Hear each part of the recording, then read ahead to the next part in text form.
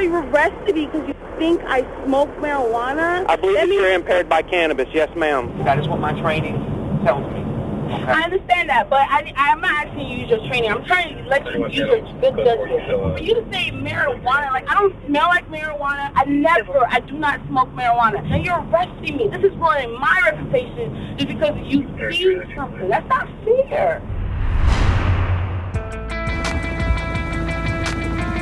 Tonight on The Fifth Estate, Mark Kelly investigates whether police are using a flawed test to catch people driving high.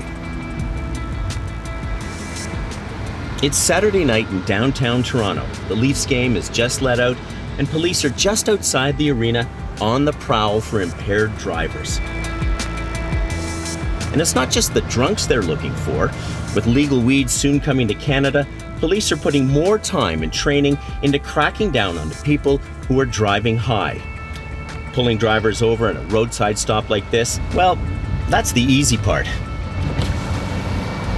Hi, good evening. How are you tonight? I'm very well, thank you. Good. Toronto Police doing a ride sobriety test. Have you had any alcohol or drugs that may have impaired your ability to operate your vehicle? No, sir. Okay, No. thank you very much. Have a good night. All right, thank you. Take care. But trying to figure out who smoked weed then got behind the wheel, well, as we'll show you, that's based a whole lot more on police guesswork than it is on solid science.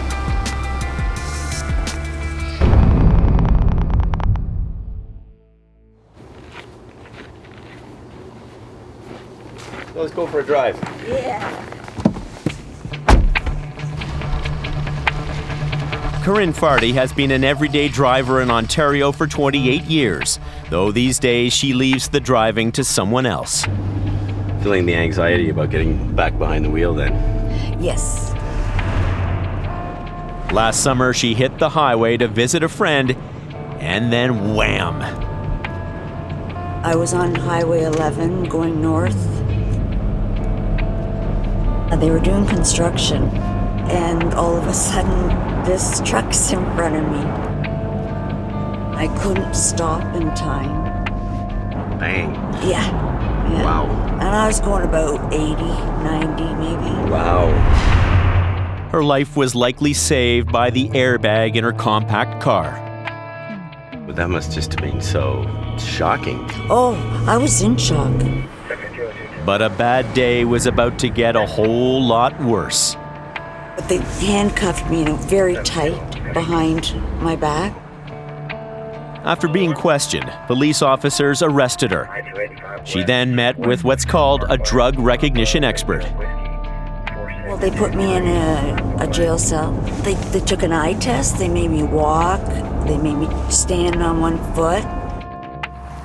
After a prolonged sobriety test back at the station, the police rendered their verdict.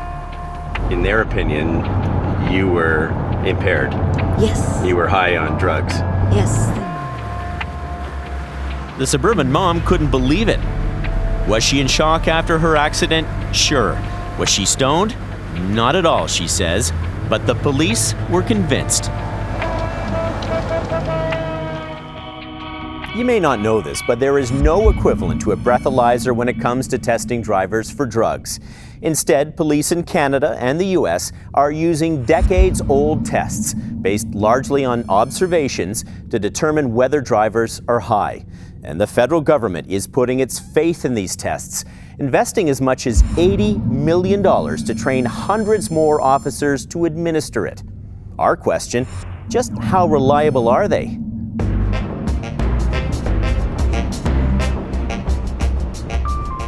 Our investigation takes us to Atlanta. Police in the U.S. have been using these sobriety tests since the 70s.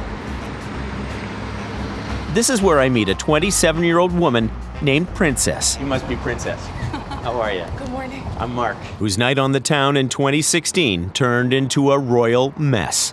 Tell me about what you remember about that day. It was a Good Friday, wasn't it? It was a Good Friday. But not such a Good Friday. Yeah, and I decided to completely fast, religious-wise. So I just completely fast. I had no water, no food, no nothing. It was like 12 midnight. My friends were saying they're out. And, you know, I was going to go meet up with them, jumped on the highway. And all of a sudden, I get pulled over. The encounter is captured on the Cobb County Police dashcam video. Hey, my name's Officer Carroll, Cobb County Police, ma'am. The reason I stopped you, when we were exiting off 285 on the 75, you were kind of straddling the exit lane, like half in one, half in the other. We'll make sure everything was all right. I just don't know how to get to where I was going, so I don't know. The way the highway is, like it loops this way, this way. You know, you gotta figure it out quick. I just want to make sure you're safe to drive. The way I do that, okay. The way I do that is just a couple voluntary evaluations. Okay. A routine traffic stop quickly escalates after the officer asks Princess to perform a series of roadside tests for drugs. Okay. Can you stick your tongue out real big at me? When I ask you to begin, what you'll do is you'll take a series of 9 heel-to-toe steps on the imaginary line you're standing on. So I do all the steps. I walk in a straight line, you know, heel, toe, toe, heel. Take 1 foot, go an elevated approximately 6 inches off the ground. Everything he asked me to do, I did it. When's the last time you smoked weed? I don't smoke weed. You don't smoke weed? No, not at all. Well, I don't believe you're telling me the truth, okay? I don't believe, because I'm seeing some involuntary indicators that you've consumed marijuana, okay? So you know today's Good Friday, right? Yes. I'm Catholic. I have not eaten since 6 o'clock yesterday. Okay. So And there was nothing she could say or do to convince the cop that maybe the test was leading him in the wrong direction. Okay, I need to borrow your arm real quick, okay? The guy comes behind me and puts the handcuffs, and I'm thinking I'm getting pranked. This is a prank. I'm like, wait a minute. Hold on. So what's going on? Is there a way you can test me right now? To me, I'm like, okay, just test me. Like, is there like a test I can take? Like a prick or, you know, test something. But did you realize you had just done the test? The walking, 1 foot in the other, No. the touching, that was the test. That makes no sense. Soon she'd be calling her mother to bail her out of jail, where she would spend the next 12 hours. It happened to me. Innocent people arrested for driving on drugs. It happened to me. Our investigation shows this is not limited to one arrest or one... And this wasn't the case of one bad cop. Dozens of the new DREs A journalist working for a local TV station uncovered several other cases of sober drivers in Georgia jailed after failing that sobriety test, similar to the one police use in Canada. It happened to me. It happened to me. So you're saying that you don't smoke marijuana? It happened to me. It happened to me. To me. To me. To me. It also happened in Savannah, Georgia, to a college professor named Kurt. Kurt, hi. I'm Mark Kelly. Hi, Mark. Nice to meet you. Nice to meet you. Well, you've got one heck of a story. The professor was pulled over in a speed trap. The officer then followed a hunch. I don't wish this on anyone. Are you on any medication or taking any medication for anything? None at all? No. You had anything to drink tonight? Nothing at all. He said that he wanted to do some field sobriety testing on me. Just follow with your eyes and your eyes only, okay? Don't move your head. Kurt was then put through a similar series of roadside tests as Princess. Less than 9 minutes later, the handcuffs came out. Placing you under arrest for suspicion of DUI, less safe drugs. Okay? I said, this is just absolutely crazy. What is going on here? And in his case, he was arrested with his kids watching from the back seat of his car, terrified. Who's this with you in the car? My children. I didn't have a chance to explain anything to them. They could only see what was happening and not really understand. Okay, if you give me your mom's number, I can call her so she can come get you guys, okay? So everything's going to be fine, okay? Your dad's going to be fine. We're going to take good care of him. At my dad's house, we have a dog, and he just gets better. And to add insult to injury, the professor's ex-wife was called to collect the kids. All of this because of one officer's opinion. He's going to be under arrest for DUI, okay? But he doesn't drink. I mean, I will never think... A blood test would later reveal the only drug in his system was a cold pill. There are so many reasons that the testing on me was flawed. It's just not, it's sickening. It really is. Somebody makes a snap decision that affects somebody's entire life, and not only my life, but the lives of my kids are impacted forever. It wasn't right. Observational drug tests like this may be creating controversy in the US. But here at home, few probably even know these kinds of tests are commonly used by Canadian cops, let alone how they work.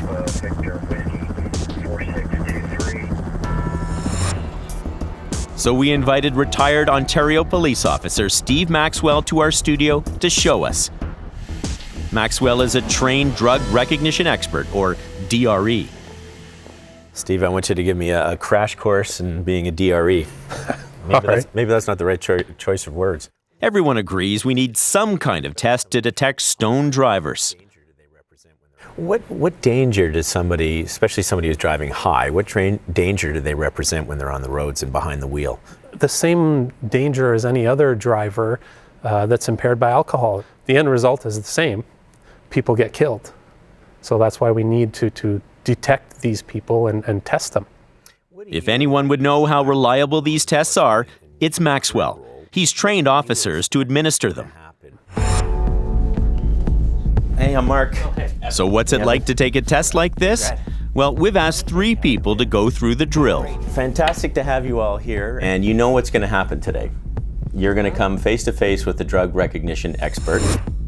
Coming up, we put the test on trial. You touch the tip of your nose. We'll show you its strengths and its shortcomings. 5, 6, 7. It's not that we don't need tests of impairment, it's just that we need valid tests of impairment. And at this point in time, we don't have them.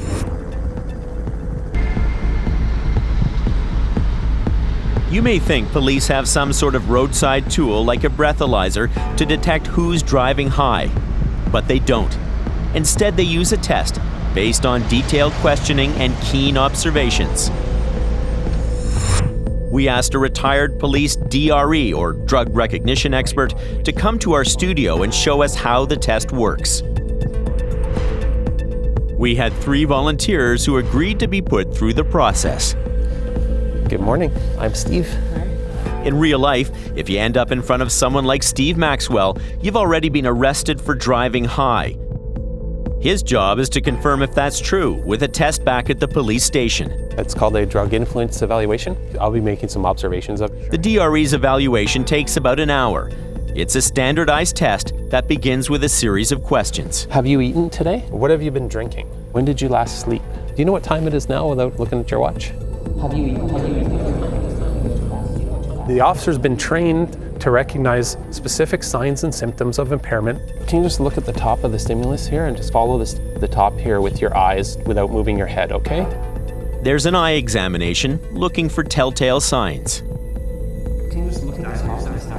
Dilated pupils, oftentimes it'll cause a lack of convergence, so you can't cross your eyes. He takes your pulse. You touch the tip of your nose. Then it's time to test your balance and ability to concentrate. Tilt your head back, close your eyes, and estimate the passage of 30 seconds. Take 9 heel-to-toe steps down the line. Okay?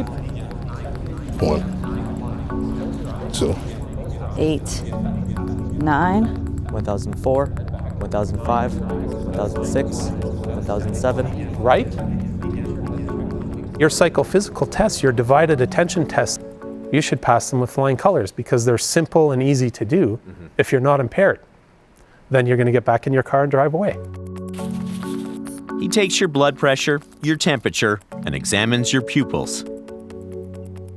He wraps up by examining muscle tone and looking for needle marks. If, after all this, the DRE suspects you're high, the officer can demand a fluid sample, typically urine, to try to confirm the findings. Maxwell says he can accurately smoke out stoned drivers and insists the test is a reliable way to detect drug impairment. However, and this is a critical point, he's also worried police officers can easily get it wrong. It's not a machine that spits out a number. Right. It's subjective. A DRE evaluation is subjective from the beginning. And what I'm finding, or that I'm seeing, is that police officers have a really hard time being unbiased. So now he's become an expert for the defense, fighting wrongful arrests. At that point, isn't there the danger of confirmation bias? Yes, my buddy here that I work with and I trust, he's got my back in a life and death situation. He brought someone in here and he thinks that they're impaired. Now I'm going to evaluate them. Well, I want my opinion I don't want to disappoint my buddy here. So there are so many levels to that vested interest. And these mistakes may be happening more often than we think. A recent study by Stats Canada suggests our system for convicting high drivers isn't getting high marks. Released in 2016, it shows alcohol-impaired driving charges fail to stick 20% of the time. But get this, drug-impaired charges fail to stick twice as often. That means in 40% of the cases, the accused walks free. So why do so many cases fall apart? I'm off to McMaster University in Hamilton, Ontario to find out. Anything to do with drugs and alcohol. David Rosenblum is a professor of medicine and an expert witness in DRE cases.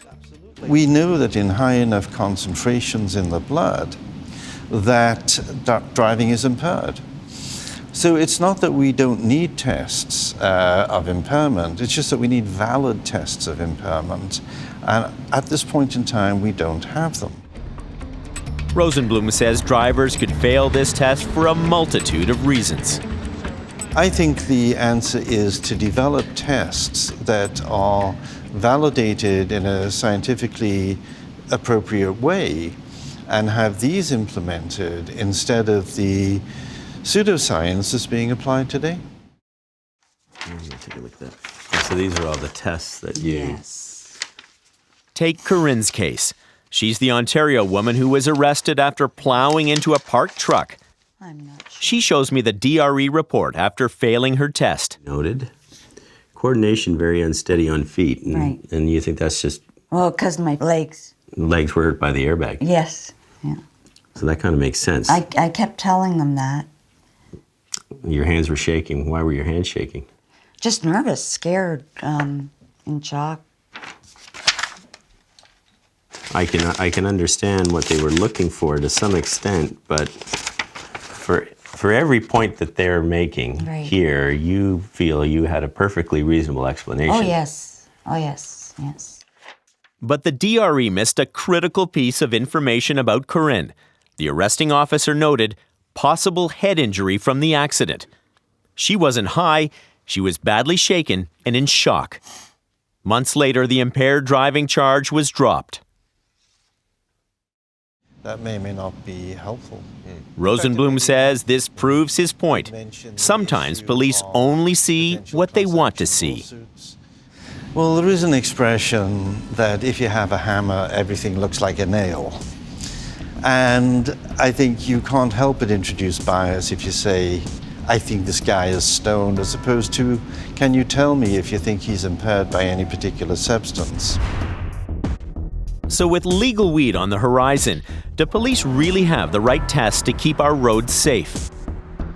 Taxpayers of Canada should be outraged that their precious dollars are being wasted on this program that just results in more innocent people being thrown into jail. And we'll introduce you to one of those innocent victims. I'd like to introduce you to Mark Kelly. I'm Mark. And learn the tragic consequences of his arrest. I've seen firsthand how warehouses of legal weed are popping up across Canada. Wow. Fields of dreams for Canadians eager to get a legal high. And it will happen, says Ottawa, come July. The question is, are we ready for it? And one big concern for the Trudeau government, keeping roads safe. Drug-impaired driving puts at risk the lives and safety of drivers and passengers every single day. Public Safety Minister Ralph Goodale has an $80 million training plan to make sure police will be ready. The proposed legislation will provide more tools and stronger laws to punish more severely drivers under the influence of drugs, including cannabis. Part of that money will be used to train 750 new DREs, and police say it's money well spent, pointing to a study that shows DREs are accurate when it comes to determining what drug a driver has consumed. But once again, that doesn't prove impairment. I don't drink and drive. No way I'm getting behind the wheel when I smoked weed, too. Even Mothers Against Drunk Driving, the lobby group that runs ads like this about the dangers of driving high, say DREs are not the solution. They say the DRE process is cumbersome, expensive, and there will likely continue to be serious legal challenges. Well, if you're waiting for a better solution, don't hold your breath. The race is on to develop some sort of roadside device that could test a driver's breath, saliva, or fluids. But when it comes to these devices proving impairment, well, the science simply isn't there yet. So for now, police will continue to rely on their opinions and observations and trust they get it right, because the consequences of getting it wrong can change lives in ways you'd never expect. Dave. Mark, nice to meet you. How are you? Oh, really good, really good. Great to Glad meet you came here to take a look at this. Yeah. Good. Well, I'm interested in hearing Harry's story from your perspective. Right. But I'm also interested in meeting Harry. When Dave Phillips heard the Fifth Estate was working on a story about police, drugs, and driving, he told us he had a story we needed to hear about his friend Harry in Toronto. So what's your background, Dave? Over 30 years in the United States Army. I retired as the Chief of United States Army Military Police. Wow. Top cop. So you're a law and order guy. Pretty much. Though Dave lives in the U.S., he has a cottage north of Toronto near Harry's. He tells me how his friend ended up in a jail cell late last fall. Dave, what do you know about what happened to Harry on that fateful night? Well, about 2 months ago, we closed our cottage. Harry closed his. We waved goodbye. As he was leaving the cottage, the car swerved off the road and went to the boat ramp. The police responded, insisted Harry was high. Why did the police think he was high? Slurring speech, disoriented, stumbling. Dave suspects it was Harry's look that sealed his fate. Harry has a ponytail, rock and roller type personality. I think it was a bit of profiling involved. You think that's like a confirmation bias? Yes, and therefore Harry will suffer probably the rest of his life because of that. And as I was about to see, Harry would never be the same after the Ontario Provincial Police arrested and jailed him that night. I'm Mark. I'm good, Harry. How are you, Harry? Roll, man. Harry wasn't stoned. He'd had a stroke, and he's still living with the effects of it as he tries to recall his arrest. Once again, got fallen into subject law. Anyway, yeah, you know, yeah, and it's been like that ever since. I just wound up going into river for no reason at all. Hit the brakes, and it spun around circulates, and just stayed there. It was a mess. It was a mess. Yeah, yeah. But you know that the police thought you were inebriated. The police thought you were stoned. That's exactly it. And you can't talk to these guys. No? You know? No, you can't. Dave, do you think if the police had allowed the first responders, the ambulance, to take Harry to the hospital, do you think things would be different now? I feel very strongly it would. Harry could have gotten the medications they give to a stroke victim, and right now we may not even be having this conversation, because I understand that medication, if administered shortly after the onset of a stroke, it really takes care of a lot of the symptoms that Harry now has to suffer through because he was denied that medicine for 5.5 hours. Yeah. Harry got a lawyer to look into his case. Ultimately, the OPP dropped the charges against him. You should know the Supreme Court of Canada recently ruled a DRE's opinion can be admitted as expert evidence. But not so south of the border. Courts in 6 U.S. states have refused to let DREs testify as experts. Their testimony has been described as more prejudicial than beneficial. A court in Maryland was blunt. The training police officers receive does not enable DREs to accurately observe the signs and symptoms of drug impairment. Therefore, police officers are not able to reach accurate and reliable conclusions.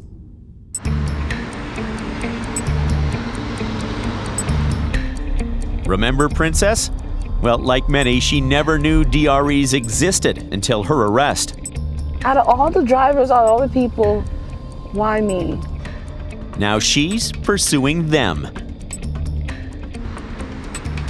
What have you learned about DREs and how reliable they are? They're unreliable is what I've learned. It's a bunch of BS. It's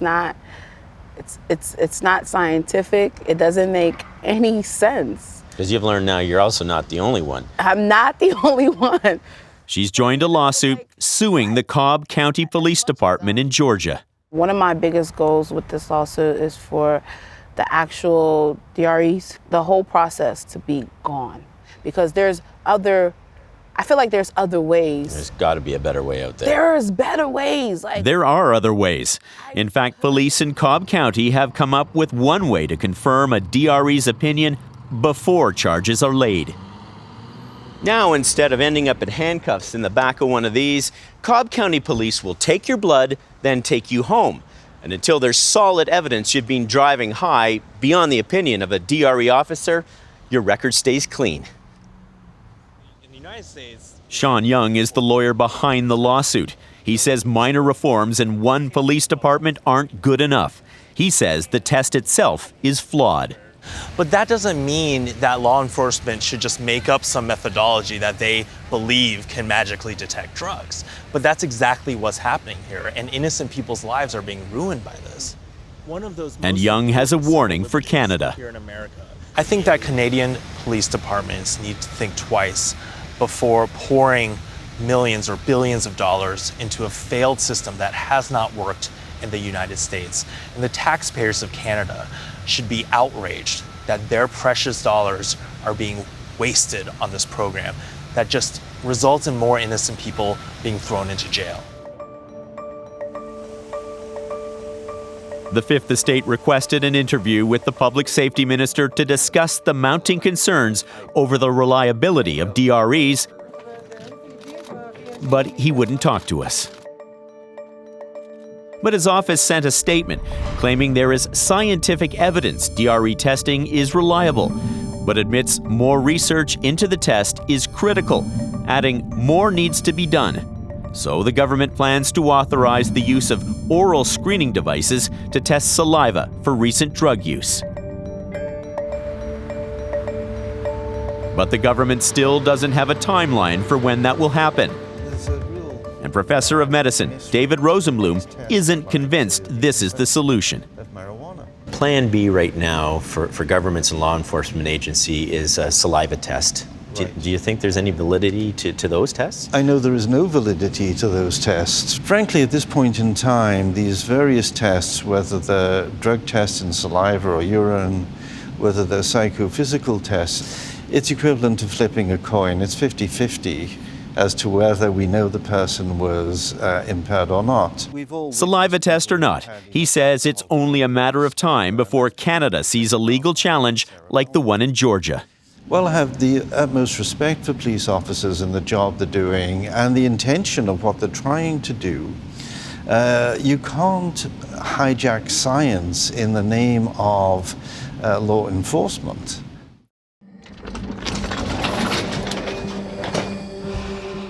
Dave Phillips is now making regular trips to Toronto, checking in on his friend Harry.